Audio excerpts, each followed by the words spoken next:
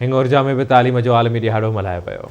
उन मौके ते government primary school Bangul Khan चांग खां जागरता रैली कढी वई। उन मौके ते उस्तादन आवाज़ टीवी जे रिपोर्टर सिकंदर तुनियो सां कहिड़ा वीचार वंडिया अचो त ॾिसूं।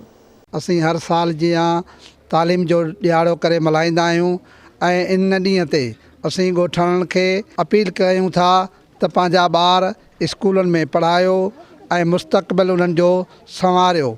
ऐं असीं चऊं था त तालीम अहिड़ो हथियार आहे जो तालीम जे हथियार सां असीं जहालत खे शिकस्त ॾेई सघूं था।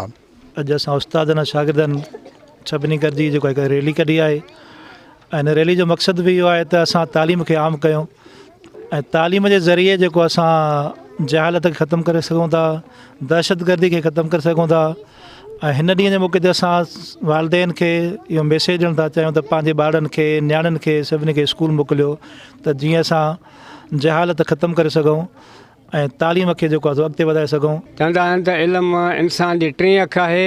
इल्मु हिकु हथियार आहे जेको इल्मु खां सवाइ का बि क़ौम तरक़ी नथी करे सघे।